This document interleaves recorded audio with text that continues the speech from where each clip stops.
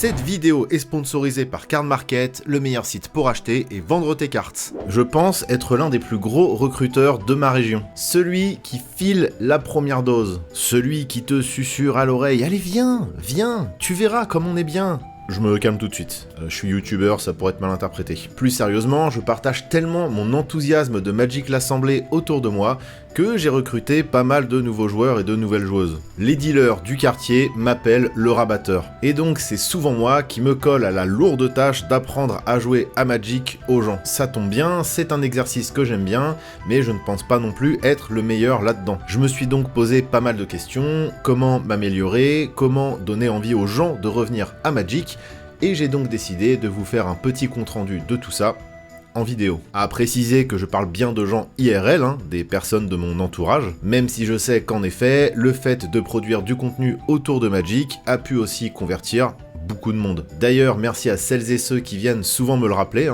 je sais pas si c'est grâce ou à cause de moi, mais dans tous les cas, c'est cool, ça fait toujours plaisir. Peut-être pas pour votre banquier, mais moi, ça me fait plaisir. Le premier truc que je peux dire, c'est très simple, montrez votre passion du jeu. Montrez à quel point les cartes sont belles et donnent envie d'être jouées. Aujourd'hui, Magic est un jeu monde avec des tonnes d'univers différents à explorer, allant du plus sombre au plus édulcoré. Forcément, si la personne en face de vous a des centres d'intérêt liés à la fantasy, à l'horreur, à la science-fiction ou insérer ici n'importe quoi, il y a une facette de Magic qui va lui parler. Attention toutefois à ne pas basculer du côté obscur de la force en saoulant les gens avec ça. Il faut savoir capter les signaux et ne pas devenir ce nerd insupportable qui parle une autre langue. Mais avec de l'enthousiasme sincère et l'envie de partager des passions, il y aura forcément des gens chez qui ça va prendre. J'ai l'impression d'être un gourou de secte, c'est horrible, mais je parle bien de Magic, rassurez-vous. Enfin, je sais pas si c'est censé vous rassurer, cela dit. Montrez votre collection ou vos decks pimpés. Même quand on est plus joueur que collectionneur, on a toujours des classeurs qui traînent avec des petites pépites dedans. Ou des classeurs thématiques parce qu'on aime trop les visuels de Ron Spencer ou les rats. Il y a tous les types de collections dans Magic. Moi, j'ai un classeur de dragons, mais je sais que certains collectionnent les bosquets hérissons. Et c'est ok. Alors oui, c'est un peu un move de nerd juteux, mais j'ai plusieurs potes avec qui, en soirée, la discussion dérivait vers Pokémon, puis vers les TCG, puis vers tout ce que ça implique. Souvent, ils te disent qu'ils aimeraient bien, mais qu'ils n'ont pas forcément le temps et l'argent pour s'y mettre, et hop, mine de rien, tu sors le petit classeur avec des jolies cartes dedans sur lesquelles t'as des petites anecdotes à raconter, et la graine est plantée. On dirait actuellement un charlatan, mais évidemment ne faites ça que si c'est totalement naturel pour vous et pour la personne en face, sinon c'est parfaitement horrible. Mais en tout cas, une chose est sûre, je connais très peu de personnes complètement insensibles à un joli classeur de cartes Magic. L'un des arguments qu'on entend le plus souvent pour ne pas jouer à Magic, c'est qu'aujourd'hui il y a trop de règles, trop de cartes, et que maintenant c'est trop tard pour s'y mettre. Et là, ça demande des arguments solides, parce que c'est pas totalement faux. Balancez le classique easy to learn, hard to master. Facile à apprendre, difficile à maîtriser. Ou en tout cas, difficile à maîtriser à 100%. C'est vrai que les règles de base de Magic sont faciles à comprendre, mais connaître tout le jeu dans les moindres détails, c'est beaucoup plus compliqué, voire carrément impossible. Et même moi, après 10 ans de jeu, y a parfois des mots-clés dont j'ai oublié les effets, et sans reminder text, je suis obligé d'aller googler. Il existe certaines règles à des niveaux assez profonds où je peux avoir des doutes quant à la résolution de certains effets. C'est rare, mais ça m'arrive. Et c'est pas très grave en soi. Et ça, faut le dire, ça peut peut-être enlever une certaine pression chez les nouveaux. Encore une fois, Magic est un jeu monde, et c'est normal de pas tout connaître à 100% d'un monde, d'un multivers même. On peut kiffer ce jeu pendant des années sans maîtriser certaines règles très précises. Évidemment, insistez bien quand même sur les mots-clés de base lorsque vous formez la nouvelle recrue. Célérité, vigilance, piétinement, vol, lien de vie, menace, et initiative, et le reste viendra avec le temps. Faites bien la démonstration lors de vos premiers duels que Magic peut être jouable et fun sans connaître parfaitement un dictionnaire de règles. Les règles, elles s'apprendront naturellement au fur et à mesure des parties. D'ailleurs, quand vous êtes en 1v1 contre un nouveau joueur et que vous êtes en train de lui apprendre les règles, peu importe ce que vous avez en main, laissez-le gagner de temps en temps. On dit souvent qu'on apprend à jouer à Magic en se prenant des grosses raclées, et c'est vrai, Mais vous inquiétez pas, votre padawan aura largement l'occasion de se faire rouler dessus maintes et maintes fois durant sa carrière de magicien. Mais pour ça, faut lui donner envie d'être magicien. Pour lui donner goût au jeu, il doit aussi goûter à la victoire.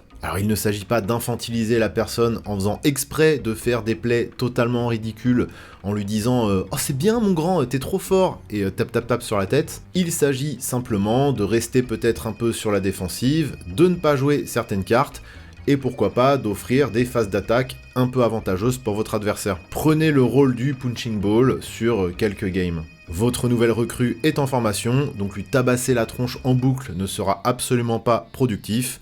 Apprenez un peu à retenir vos coups. Ne vous énervez jamais.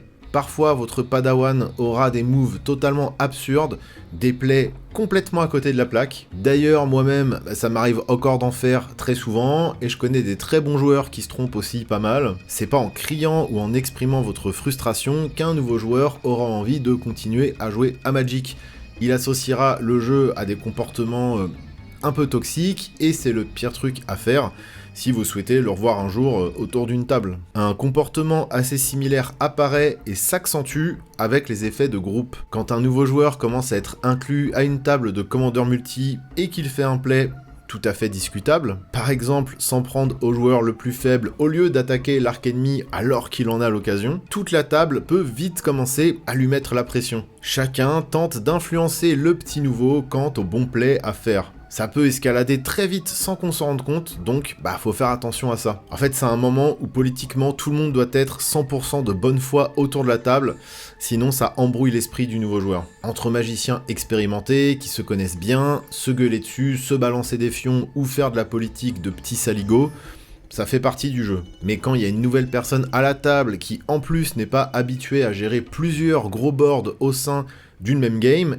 faut y aller de manière très pédagogique et mettre un petit peu les émotions de côté. De la même manière, quand vous savez qu'il y a une personne qui débute tout juste à la table, ne sortez pas vos gros decks simic full value ou vos decks landfall à 500 triggers par tour. Quand bien même aujourd'hui il existe des précons brackets 3,5 hyper puissants, essayez encore une fois de doser un peu en ramenant votre deck le plus friendly, ou en tout cas le plus lisible. On n'est pas là pour savoir qui a la plus grosse, on est dans de l'initiation. Sinon, c'est juste vous qui allez être cringe à dégénérer à la table, alors qu'en face de vous, vous avez une personne qui découvre à peine ce qu'est la notion de rampe. Bien évidemment, vous pouvez commencer à montrer de la belle magie, et c'est aussi comme ça que vous donnerez envie à l'autre de tester des nouvelles stratégies, des nouvelles mécaniques, mais allez-y progressivement. Donnez votre bulk. Vos gros tas de communes et unco que vous gardez là, vous savez même pas pourquoi. J'ai toujours fait ça et c'est très efficace. Ça permet à la personne de fouiller un peu, d'en prendre plein la vue. Elle va commencer à repérer des synergies et à sentir grandir en elle la folie du deck building. Évidemment, ce sera surtout des cartes un peu nulles, qui rentrent dans très peu de stratégies réellement viables, mais elle fera ses armes, commencera à s'approprier le jeu et à expérimenter par elle-même. Et dernière chose, conseillez-lui de jouer à Magic Arena. Rien de tel pour se faire la main. Précisez bien, évidemment, toutes les différences entre le Magic papier et le Magic numérique, format différent, automatisation des phases, etc.